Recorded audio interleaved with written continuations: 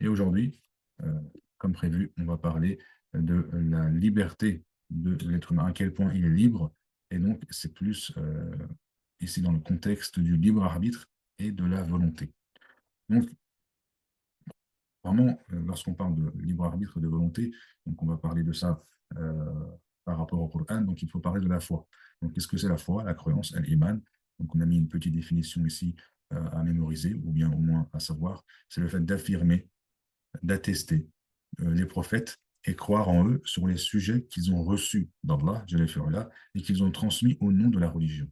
Donc, ceci constitue la foi. Et donc, la foi, c'est aussi donc tasdirul jazim, c'est-à-dire le fait d'approuver quelque chose sans équivoque, sans doute. Donc c'est le fait d'approuver un credo sans suspicion et donc foi inébranlable sur certains sujets.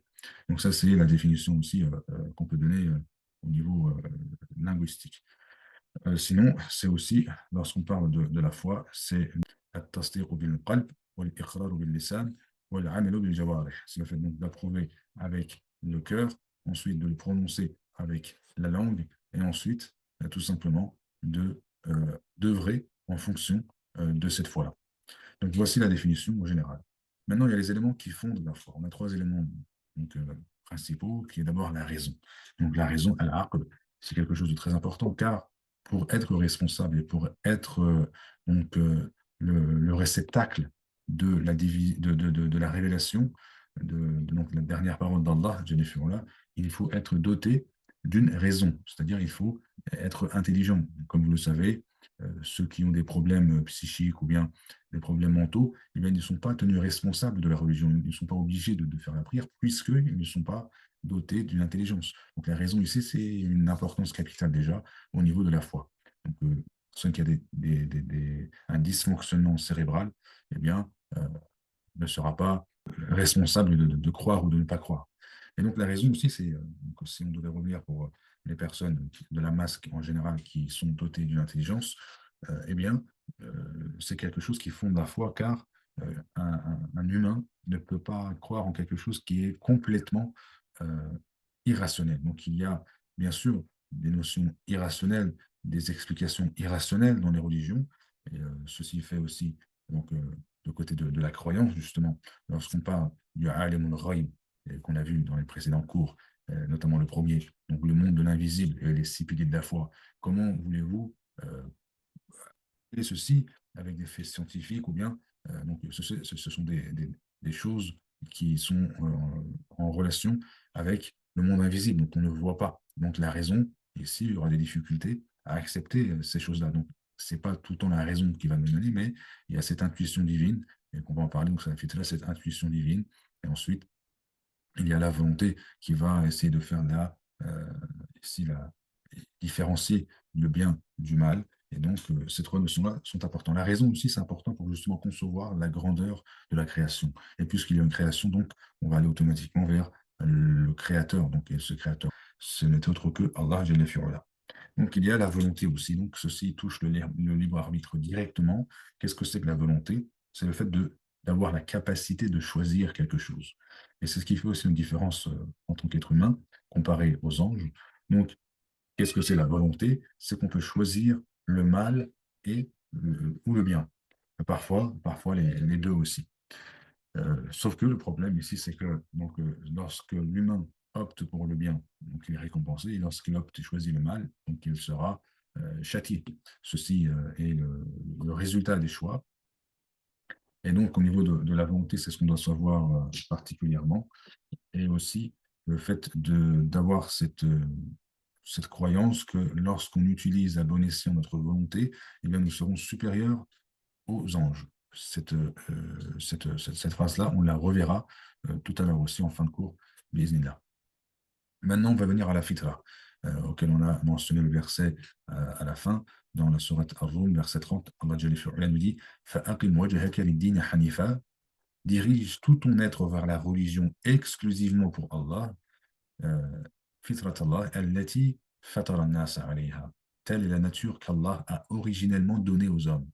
Le mot fitra, il passe dans le Coran, dans le sens ici plutôt dans la formule fatara. le mot fitra aussi, juste avant. Donc, qu'est-ce que c'est la fitra? C'est l'instinct et l'intuition qu'il y a dans chaque être humain à propos du Créateur. Et donc, cette intuition naturelle qui se trouve donc à l'intérieur, dans le tréfonds de l'humain, va le diriger un jour ou l'autre, euh, progressivement ou bien directement, vers la lumière de la révélation qui est donc Al-Qur'an et donc le Créateur des cieux et de la terre qui est Allah, Jalla fi'ala. Donc, vous savez aussi un hadith qui est très important dans ce domaine-là de la fitra, c'est lorsque le prophète sallallahu alayhi wa sallam nous annonce que les humains donc, naissent, euh, donc si on devait faire une interprétation par rapport à nos jours, naissent donc égaux. Et puis, donc, dans le contexte ici, que aucun être humain euh, lorsqu'il est enfant, lorsqu'il est donc, il vient de naître, mais il ne possède pas cette foi que possèdent ses parents. Donc elle peut être d'un côté juif, d'un côté chrétien, ou bien non-croyant tout simplement. Et c'est par rapport à ses parents que l'enfant va prendre forme. Et c'est pareil pour les musulmans. Sauf que le prophète nous annonce que, eh bien, chaque enfant naît sur la fitra, et cette fitra, c'est l'islam. C'est le fait de se soumettre à Allah. Et comment on va répondre à ceci par rapport au nombre de mécréants qui se trouvent de nos jours? Eh bien, la réponse est très simple, c'est que la fitra n'a pas été encore mis sur la surface. Donc il va falloir faire des recherches encore plus et puis attendre le bon moment pour pouvoir avoir ces questions existentielles. Euh, Tous les êtres humains sur Terre se poseront un jour ou l'autre, que ce soit dans la jeunesse, que ce soit à l'âge adulte ou bien donc or, dans un âge encore plus avancé, eh bien, l'être humain se verra euh, se poser des questions existentielles comme sur le but de la vie, sur le comment de la vie, sur le pourquoi de la vie, la vie après la mort. Donc, ces questions-là sont très importantes et il faut combler ce manque-là. Et donc, chacun de son côté ont apporté des réponses, que ce soit notre religion, que ce soit les philosophes et la philosophie.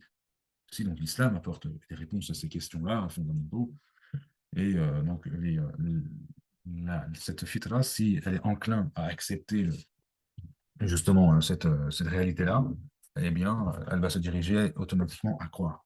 Et elle est naturellement en fait enclin à croire. C'est juste qu'il faut que l'âme, que la personne fasse, donc franchisse ce pas qui est important. Et puis ensuite, c'est comme si la foi était enfouie sous terre et il va falloir creuser un peu pour la faire ressurgir sur terre. Donc Allah nous facilite, nous tous, car nous aussi nous sommes euh, d'accord, des musulmans, walillah alhamd. Par contre, il va falloir protéger cette, euh, cet édifice qu'on a au-dessus de la terre. Peut-être que ici, la graine a germé. La graine a germé, ça a poussé. Peut-être on a des fruits ou bien au moins quelque chose qui a commencé à voir le jour. Mais il se peut que les fruits ne sont pas bons. Il se peut que l'arbre qui pousse à l'intérieur de nous ne donne pas des fruits. Eh bien, il va falloir arroser, il va falloir prendre soin de cette fitra-là pour toujours avoir une connexion avec Allah. Donc le terme fitra en réalité est très important, bien sûr. Et on peut en dire d'autres choses qui vont découler dans ce sujet-là. Et on va se contenter de ces explications-là. Ensuite, il y a les exemples de leçons, exemples et leçons dans le Coran. Donc, des exemples et des leçons sont donnés pour inciter à la réflexion et à la croyance. Ce verset-là, donc je le mets ici avec les sources euh, pour les éléments qui font de la foi au niveau de la raison.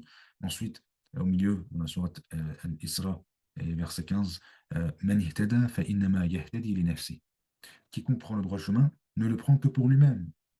ضل فإنما يضل عليها, et quiconque s'égare ne s'égare qu'à son propre détriment. Donc là, c'est en relation de la volonté, et là, cette partie-là aussi est très importante. Voilà, tazilu waziratun wizra ukhra. Donc, et nul ne portera le fardeau d'autrui. وَمَا كُنَّا مُعَذِّبِينَ حَتَّى نَبْعَثَ رَسُولًا. Et nous n'avons jamais puni un peuple avant de lui envoyer un messager. C'est la miséricorde divine. Et donc, ce verset-là est en relation directe avec la volonté, parce que quiconque prend le droit chemin ne le prend que pour lui-même, pour son compte, s'égare qu'à son propre détriment. Et un autre verset, on va voir ça juste un instant. Alors, le Coran, il dit que ceux qui croient en Allah, en ses prophètes et au jour dernier et qui accomplissent des bonnes actions seront sauvés. J'ai mis la référence, et que les gens sont libres de leur choix en la matière. Donc, concernant donc, le fait de croire, dans la sourate Al-Kahf, verset 29, فَمَنْ شَاءَ فَلْيُؤْمِنْ وَمَنْ شَاءَ فَلْيَكْفُرْ. Que celui qui veut croit et que celui qui veut ne croit pas, qu'il devienne mécréant. Mais donc, il va devoir assumer les conséquences, tant bien au niveau de la croyance que au niveau de la mécréance. Donc, bien que la foi soit une action attribuée au cœur, il est dit que les gens du paradis seront ceux qui ont la foi et font de bonnes actions. Et il est souligné qu'il existe une relation étroite entre la foi et l'obéissance aux ordres divins. Donc, il y a toujours cette relation très importante entre la foi et l'action, c'est-à-dire les bonnes œuvres, car la foi va perdurer par le biais des bonnes œuvres. C'est pour faire une analogie très simple, euh, nous sommes obligés de travailler pour avoir un salaire.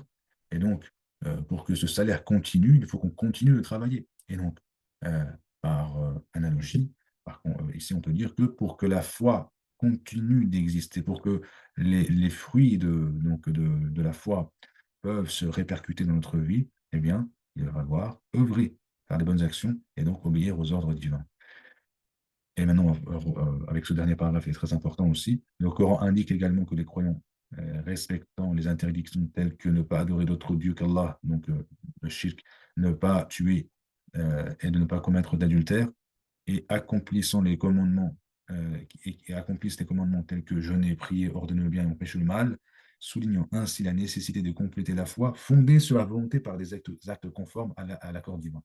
Donc, il faut faire la relation ici, lorsque j'ai parlé ici des éléments qui fondent la foi, ces trois éléments, donc la raison, la volonté et la fitra, sont très importants. Et là, on voit en fait le fait de compléter la foi, l'iman, cette foi, elle est fondée sur la volonté par des actes conformes à l'accord divin.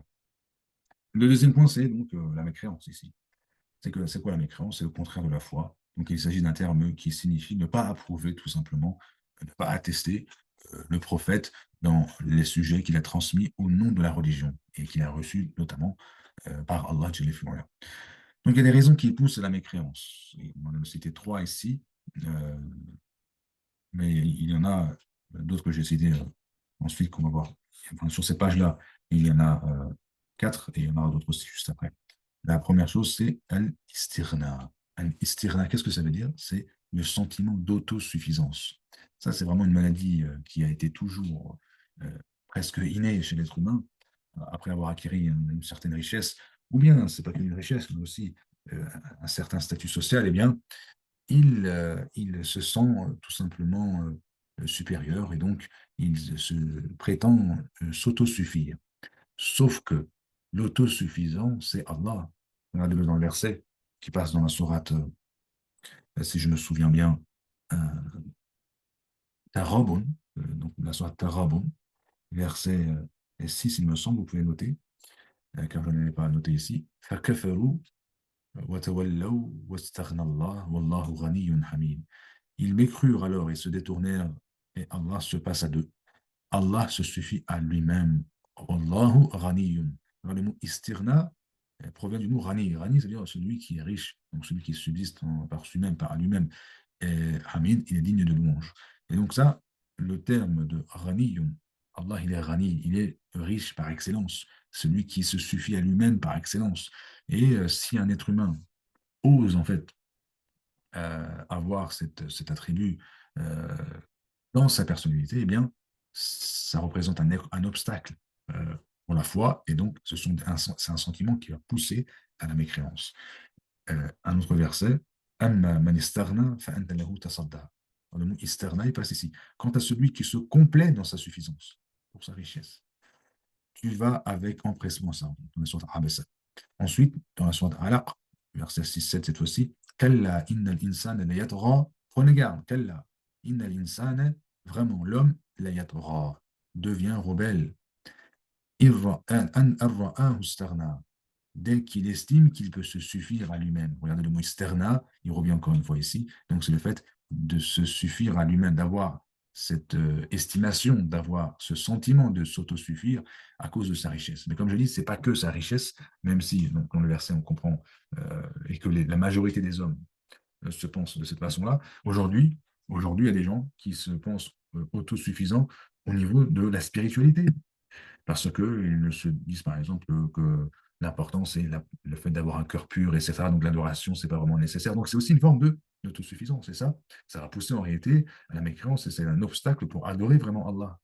Et c'est pareil, le fait d'avoir ce sentiment d'autosuffisance concernant lorsque, par exemple, une personne qui a du pouvoir, et puisqu'il a du pouvoir, notamment, on peut faire référence ici un pharaon, Pharaon. C'est très important le verset que je n'ai pas noté ici. وَنَادَى فِرْعَوْنُ فِي قَوْمِهِ قَالَ يَا قَوْمِ أَلَيْسَ لِي مُلْكُ مِصْرَ وَهَذِهِ الْأَنْهَارُ تَجْرِي مِنْ تَحْتِهَا أَفَلَا تُبْصِرُونَ مِنْ تَحْتِي أَفَلَا تَعْقِلُونَ.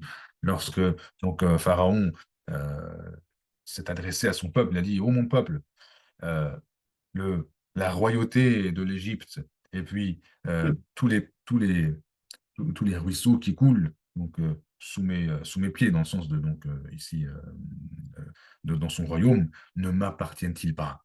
Eh bien voilà, on voit Afala Tubsirun, ne voyez-vous pas cette réalité-là? Voilà ce que Pharaon dit. Et dans un autre verset, qu'est-ce qu'il dit? Il dit فأراه الآية الكبرى فكذب وعصى ثم أدبر يسعى فحشر فنادى فقال أنا ربكم الأعلى. Ici, donc, dans la sourate Nazi'at, verset 20 à 24, Ana rabbukum al-a'la, je suis votre plus grand Seigneur. Donc là, on voit l'orgueil, justement, on va parler tout à l'heure aussi. Et donc, ceci représente aussi le fait de s'autosuffire. Par quoi? Pas que par la richesse, mais par le pouvoir, entre guillemets, peut-être ici politique, mais aussi d'autres pouvoirs, que ce soit, euh, par exemple, lorsqu'on parle de multimillionnaires, des sociétés donc, qui sont au devant de la scène à l'international. Donc, ceci n'est pas une question d'argent, même si c'est étroitement lié, bien sûr, mais aussi ce sentiment d'autosuffisance lorsqu'on ordonne quelque chose et que quelque chose est directement effectué. Donc ça, c'est le terme istirna. Et donc ça pousse à la mécréance. Ça, moi, j'ai besoin de personne. Donc, et lorsqu'on voit aujourd'hui qui demande le plus pardon à Allah, qui se rapproche plus d'Allah, qui donc a une relation beaucoup plus sincère avec Allah, c'est ceux qui sont dans un besoin, ceux qui sont dans le faqr, c'est-à-dire dans une pauvreté. Mais lorsqu'on devient riche, et c'est ça le risque d'être riche tout simplement dans cette dunya-là, c'est d'oublier Allah.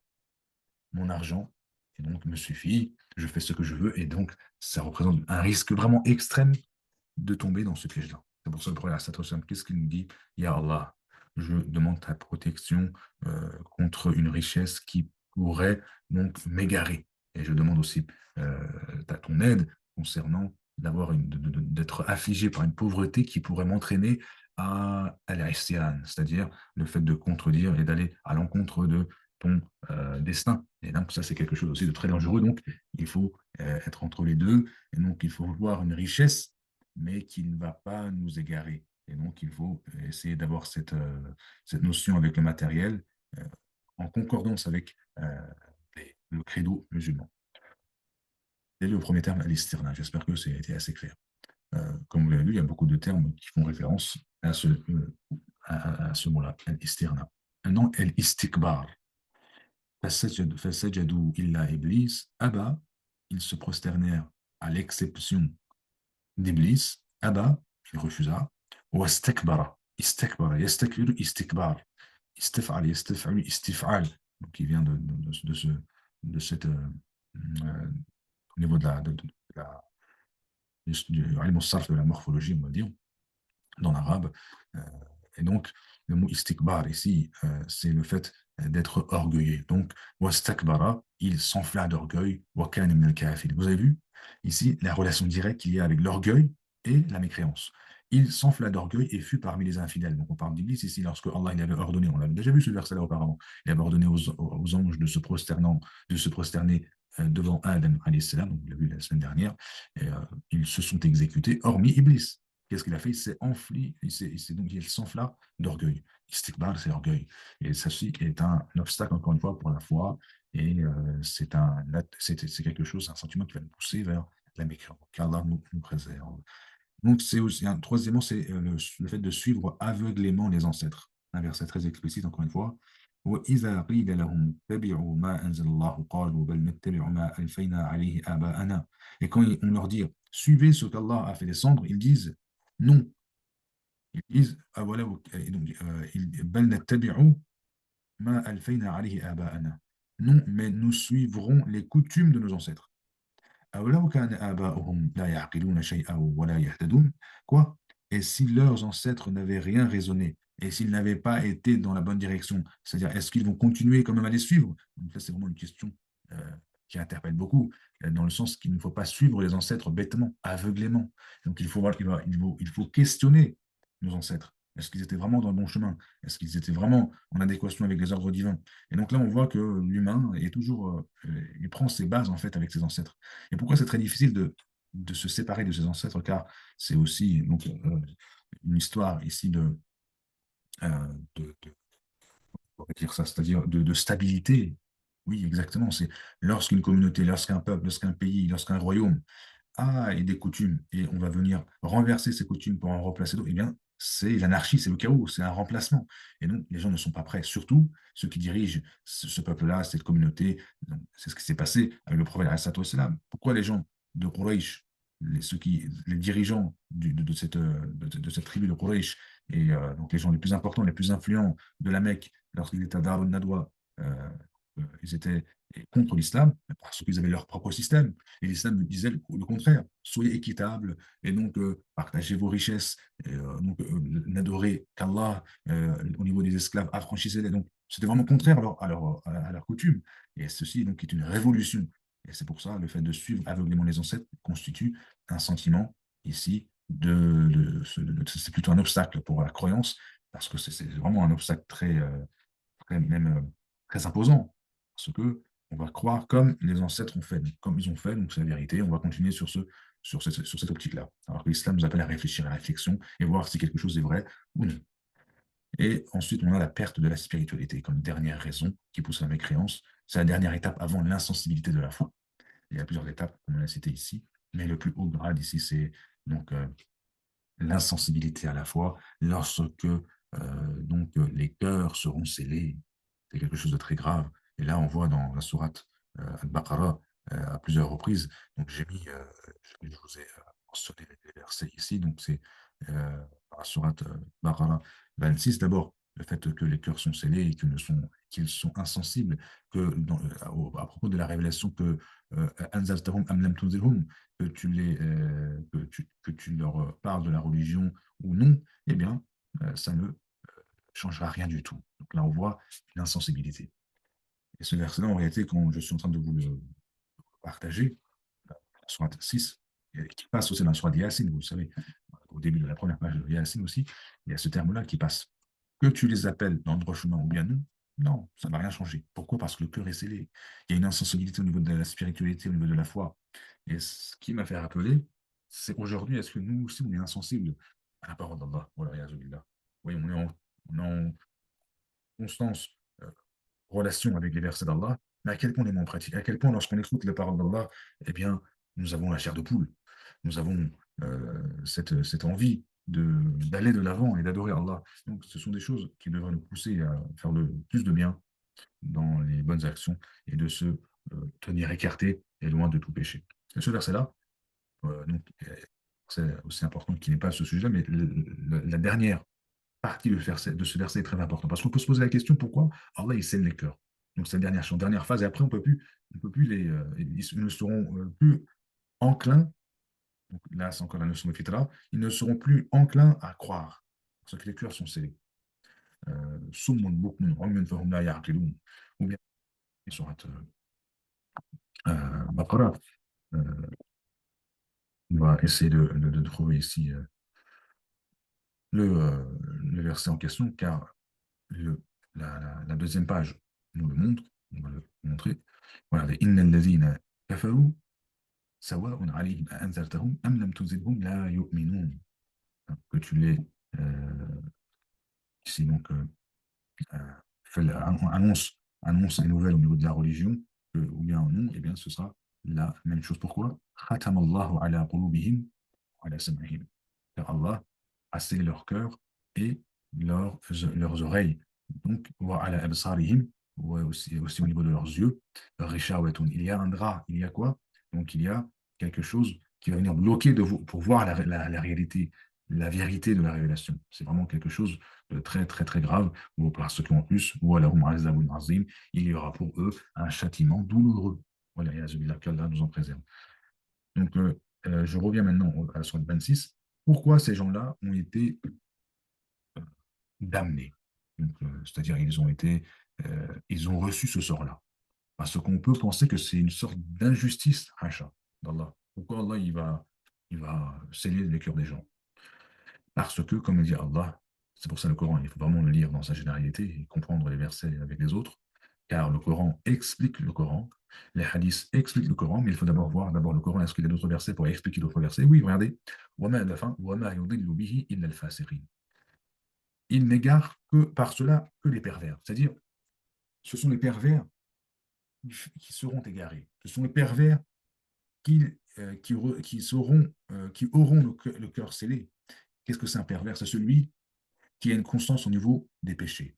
Et il n'a pas de il ne se, il ne demande pas pardon à Allah, il ne revient pas vers Allah. Donc, ceci est caractérisé par le terme de fasiq. Et c'est le fasiq qui il va être c'est-à-dire dans l'égarement. Et c'est celui qui est égaré qui aura le cœur scellé.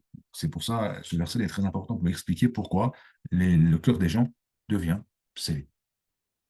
Donc voilà, cette explication aussi a été importante. Maintenant, on revient à notre sujet. Nous étions ici. Maintenant, on va continuer.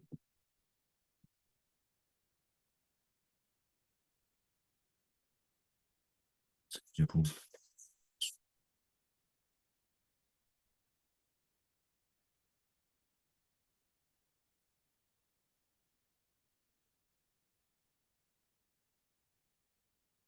Les croyances, pour récapituler tout ce qu'on a dit, regardez, j'ai mis tous les sources ici. Toutes les sources, elles sont ici. Pour ceux qui sont intéressés, vous pouvez vraiment aller voir les versets un par un. Comme ça, parce qu'on n'aura pas le temps voilà, de tous les versets en relation qu'il y a ici. On ne peut pas tous les mentionner ici. Donc, le Coran explique clairement les croyances qui mènent l'individu à l'incrédulité, donc qui est le kufr, en mentionnant que le mécréant donc renie Allah. Ensuite, lui attribue un fils. On parle des juifs ou aussi des chrétiens. Se détourne de son chemin, tombe dans le shirk en reconnaissant des associés à sa divinité aussi. Outre cela, le Coran précise que le mécréant renie ses versets, renie d'abord Allah, mais renie ses versets, renie ses prophètes aussi, et leur confère le statut de divinité à certains prophètes, rejette ce que le prophète a transmis, euh, rejette le Coran, euh, et puis rejette la réalité de la résurrection après la mort et l'au-delà. Donc voilà les croyances qui conduisent l'individu à la mécréance, tout simplement, ce sont des explications très claires ici qu'apporte le Coran. Donc maintenant, troisième point, c'est la finalité dans l'au-delà de croire et de mécroire. Comme vous le savez, le fait de croire d'abord à l'iman, qu'est-ce que c'est? C'est d'abord, ça nous apporter dans cette dunya-là la paix intérieure, sakina, le salam, la paix. Et ensuite, le tawakkul, la confiance en Allah. Lorsque quelqu'un croit en Allah, eh bien, dans cette dunya-là, eh bien, il aura une confiance en soi. Et, parce que les anges aussi sont si importants. Et puis, donc, il y aura un sens dans sa vie, c'est très important ça. Et il y a la supériorité aux anges, ça on en a parlé. Ceux qu'on utilise la volonté à bon escient. Alors que les anges, ils n'ont pas de volonté, ils sont obligés d'obéir à Allah. Donc c'est ce qui fait une différence. Et si on utilise cette faculté à bon escient, on sera supérieur donc, aux anges. Et c'est multiples bienfaits. Donc il y a des dizaines de versets, peut-être des centaines, mais qui sont similaires concernant la récompense du paradis. Mais le plus haut, le bien qu'on peut recevoir, c'est l'agrément d'Allah, la satisfaction d'Allah qu'on appelle Ridwanullah. Maintenant, on va passer à la finalité de mécroire. Donc, il y a aussi des versets que j'ai mis ici, que vous pourrez ensuite aller consulter. C'est le refus divin de l'incrédulité. Donc, Allah n'accepte pas l'incrédulité, al-kufr. La mécréance, Allah n'accepte pas. Demande de miracles aussi. Les mécréants demandaient sans cesse des miracles au prophète, malgré leur refus de croire. On peut faire allusion ici à l'épisode de Moussa alayhi salam et de Pharaon, lorsque Pharaon demande des miracles auxquels Moussa alayhi salam va demander à Allah et qu'Allah va envoyer des miracles. Malgré ça, eh bien, Pharaon ne va pas croire. Vanité des actions des incroyants. Qu'est-ce que c'est? Des actions de ceux qui persistent dans l'incrédulité, dans la mécréance, dans le kufr, sont vaines. C'est-à-dire, qu'An lam yakun, c'est comme s'ils n'avaient rien fait. Parce que c'est la foi qui est ici décisif au niveau des bonnes actions. Est-ce qu'elles comptent ou pas au niveau de l'au-delà? Eh bien, c'est la foi. Si on a la foi, ça compte. S'il n'y a pas de foi, même si on fait le bien le plus mémorable sur terre, eh bien, aux yeux d'Allah, il n'y aura aucun gain. Châtiment éternel, bien sûr, tout comme les gens qui ont cru en Allah et œuvré dans ce sens-là auront comme ceux qui seront à l'opposé, eh bien, ce sera le châtiment éternel pour les mécréants, ceux qui décèdent, ceux qui meurent sans avoir la foi, eh bien, c'est un châtiment éternel. Donc, ceux qui meurent en étant mécréants ne seront pas sauvés dans l'au-delà et subiront un châtiment douloureux. Il y a d'autres versets donc, que j'ai cités ici, Rashia, Safat ou bien Haqqa, Isra, et d'autres aussi que je n'ai pas mentionnés. On peut parler de différents supplices qui seront proposés aux mécréants, qu'Allah nous en préserve. Donc maintenant, on arrive à la fin. Qu'est-ce que c'est? C'est la responsabilité de l'homme. La responsabilité de l'homme. On a vu tout d'abord ici la responsabilité, ici plutôt oui, la liberté de l'humain, le libre arbitre de l'humain, et maintenant on va voir la responsabilité de l'homme en trois points, et bien sûr très général ici. C'est la base de la responsabilité, il y a trois points. C'est le khalifa, le fait d'être le vicaire sur terre, le représentant d'Allah sur terre, donc qui était à la base Adam alayhi salam. Et puisque nous sommes les fils d'Adam, et bien nous sommes les représentants d'Allah sur terre. Donc il faut œuvrer de cette façon-là. Et al-amana, c'est le dépôt confié. Lorsque Allah a proposé cette révélation aux montagnes, les montagnes avaient refusé, mais l'humain l'a endossé, a accepté de faire partie de ce décret divin. Et qu'est-ce qui est ici très important, c'est par rapport à ce choix de l'humain, al-amana, cette prise du dépôt confié, et donc d'être le khalifa sur terre, et bien c'est pour ces raisons-là que l'humain a une valeur vraiment spéciale auprès d'Allah. Et troisième point, c'est i'mar, le imar. Donc c'est le fait de construire la terre. Wasta'marakum fiha. Et il y a deux sens en réalité concernant ce verset-là. Donc je vais vous le montrer directement sur la sourate Hud, verset 61. Allah il dit Huwa ansha'akum min al-ardi. J'ai parlé la semaine dernière du mot ard, donc de la terre. Donc de la terre, il vous a créé. Wa ansha'akum min al-ardi. Le mot Torah aussi passe dans le Coran, pour mentionner la création de la base dans la création de Adam alayhi salam. Ensuite, wasta'marakum fiha. Regardez ici. Wasta'marakum fiha. Et il vous l'a fait peupler. Regardez. Et il vous l'a fait peupler. En vrai, le mot ista'mar et ista'miru, amr, le mot amr, il vient de là, mais i'mar aussi, ça vient de là. Donc, il y a deux sens possibles. Il y a le fait de faire peupler le monde. Et puis ensuite, il y a aussi, comme mentionné entre parenthèses, exploiter aussi.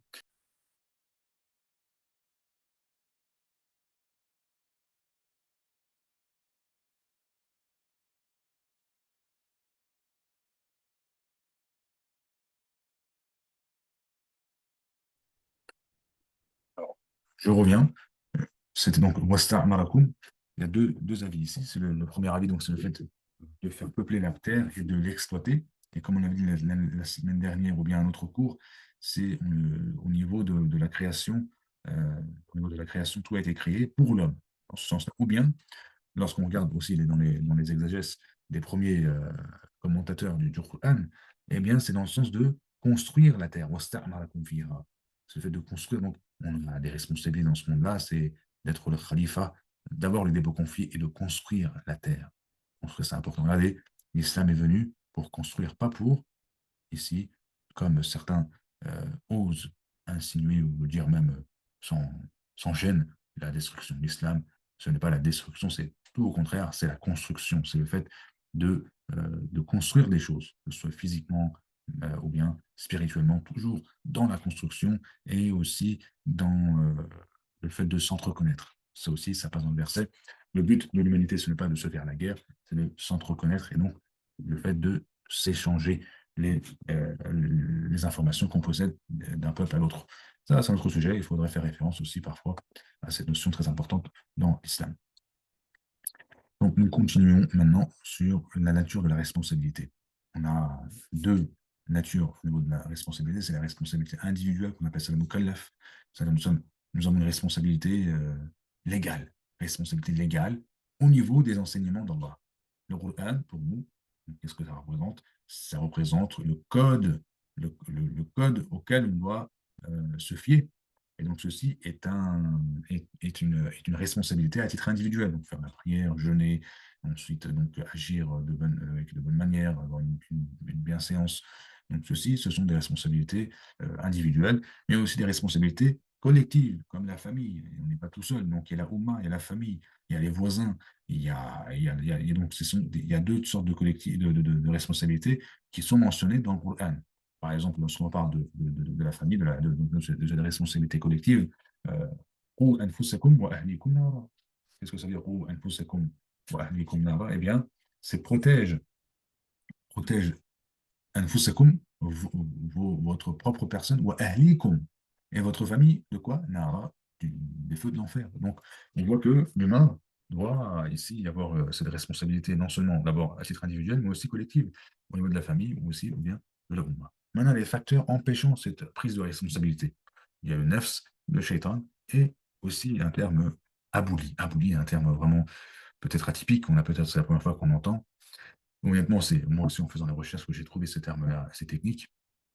Ce n'est- Car ce n'était pas mentionné en réalité dans mes recherches, c'est en faisant ce cours-là que, euh, avec une réflexion, je me suis dit, les facteurs qui empêchent la prise de responsabilité, ce n'est pas que le nef, c'est le shaitan, mais il y a aussi autre chose. Si on devait faire une connexion avec les premières choses qu'on a dit de ce cours-là, on a parlé de la volonté. Donc, si une personne a des problèmes au niveau de gérer sa volonté, et donc il est dans une paresse et ici, le fait d'être dans une difficulté au niveau de gérer sa volonté, eh bien, on appelle ça abouli. Et donc, ça aussi, c'est un facteur qui empêche cette responsabilité. Donc, la volonté est très importante chez nous.